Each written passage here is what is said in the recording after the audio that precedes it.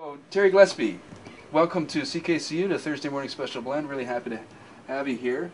I spent a lot of time focusing on arts and the music and getting live musicians here, so it's a real pleasure and a privilege to have you here this morning. Thanks for coming down. Well, thank you for having me. Terry, you've been around. You've been playing music for a long time. And how do you view yourself these days as being a I'm going to say an elder statesman, so to speak, certainly of the Ottawa music scene? What's that like? Well, I've never done it before, so it's pretty interesting. I got to say that it sort of grew on me. That is it. And I was lucky because I got away from the business for a while, so I could get a perspective on how it works.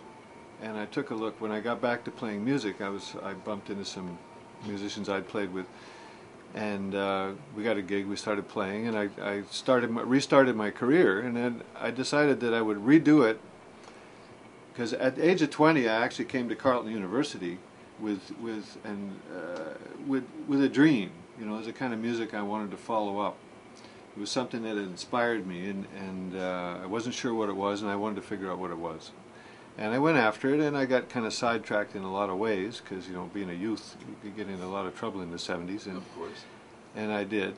And ended up sort of burning up my music career in a lot of ways.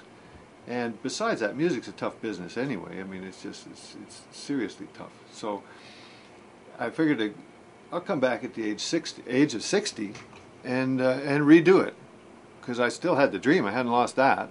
And I still got the vibe, and I figured I could make less mistakes this time. Right. You know, so that's kind of the plan.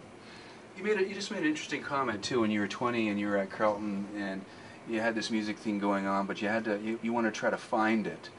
Are you still looking? Have you found it yet, or is that a search? I found some parts. Yeah? I found some amazing things. Like, you see, it isn't a case of, you know, it sort of seems when you start playing music, it seems like, oh man, I hear this thing, I want to be like that. Yeah, that's a big part of it, you know, and we judge ourselves by the outside world, what we hear, what we're inspired by, but there's something inside that inspiration that once, a long time ago, I actually took lessons from Howlin' Wolf before I left the U.S. And I went down there, and I was so curious that I had no idea that all his band members were terrified of him. You know, I wasn't. I was just so curious. I ignored all that, and I realized that he was looking for something. He was looking for some expression. He wanted to make something happen. It wasn't a matter of and his record company had an idea what he was, but he was looking for something else. And I think all the musicians who really get somewhere are they at the moment you take a photograph of it or record it. Okay, that's now the new standard, but it's not to the musician. The next second he's different. So somehow in the midst of all this, there's a running, well, like it's roots. That's why I'm into the roots of music. Mm-hmm. There's somewhere there's an inspiration that makes you feel like something, and that's what we're after. If we can find that and reveal it, well then, man, it's over. Well, roots is also a really interesting metaphor, because if you take a tree, if it's a strong tree, the roots are going to be mighty long and deep, and so you could look forever for your whole life if you wanted to, and still not discover everything. Now, before we started here, we were chatting, and you mentioned that playing here on your own solo is a little bit different for you. Like, you like being in a band. And you were telling me about performing with other band members and performing with people you love. Can you tell me more about that? That's a really interesting concept.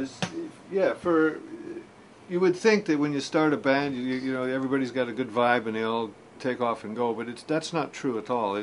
All sorts of things happen inside a band, like in a marriage or any relationship really, that are very they're touchy. They can go south real fast. You have to work really hard to make it good.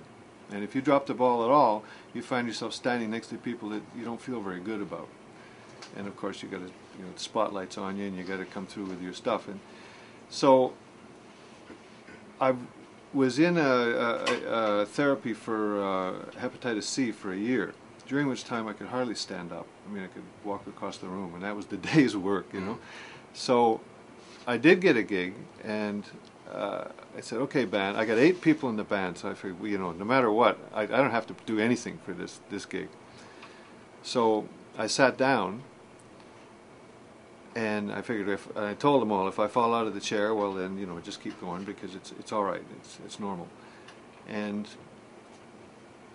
I was real worried about the whole thing. And the bass player, Owen, came up to me and said, surround yourself with people who love you, and it's going to be all right. So I said, oh, yeah, that's cool. All these people love me.